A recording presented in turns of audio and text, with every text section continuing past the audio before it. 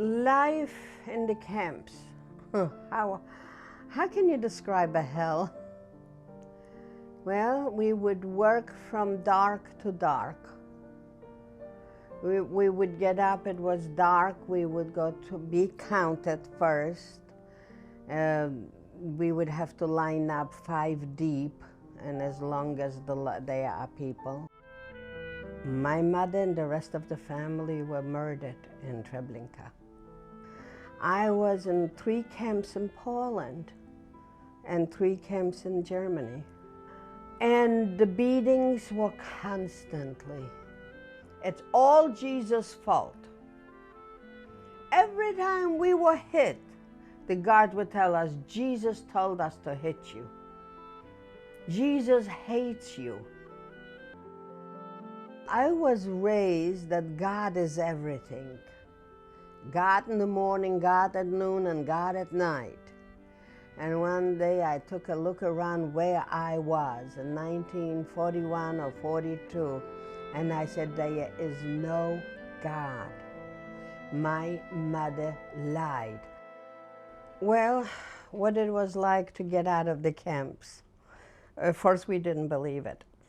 And then somebody came up with an idea of getting even. This person didn't have to repeat.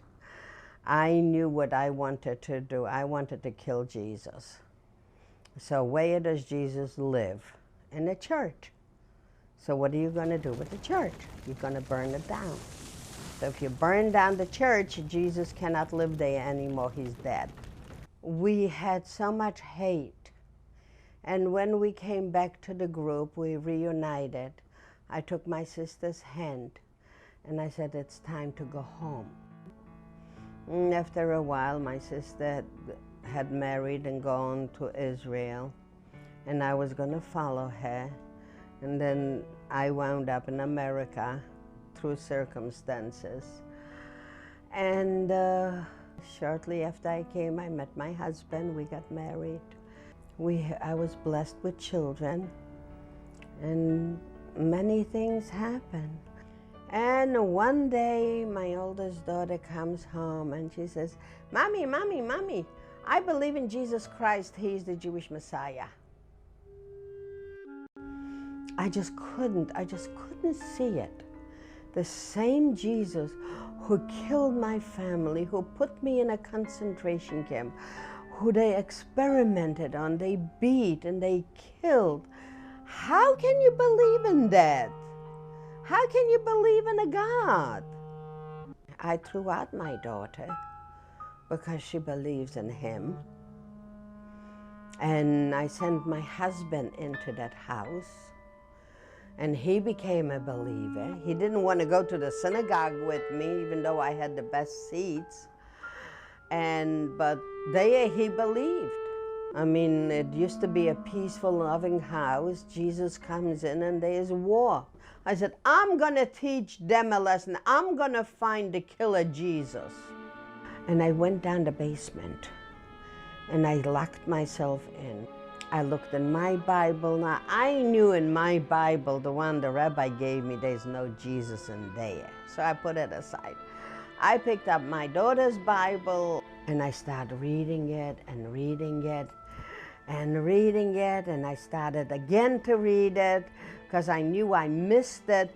I was about 4 or 5 days in that basement. I didn't do housework, I didn't do cooking, I didn't do cleaning. Nobody was allowed to come near me. I was a tyrant. I was a tyrant as it is, but I was really a tyrant at that time. After reading it so many days, I just couldn't find any more excuses. I noticed that he was the lamb, not the lion. And he didn't kill me. He didn't put me in a camp. He didn't kill my family. That he died for me. Did you know that? He died for me. He loved me this much that he gave himself for me. I didn't convert. I'm Jewish, you see.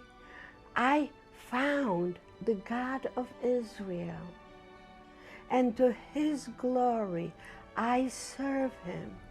Pick up your own Bible. There are 328 prophecies from Genesis to Malachi. In the Hebrew scriptures, it's from Genesis to Chronicles. And there are so many prophecies of coming of the suffering servant. Read it. Just read it and come to your own conclusion. Who am I talking about?